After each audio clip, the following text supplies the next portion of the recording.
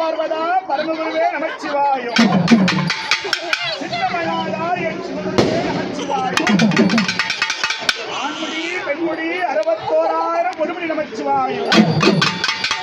அண்டலிங்கம் பெண்டலிங்கம் சிவாலிங்க Namachivayam.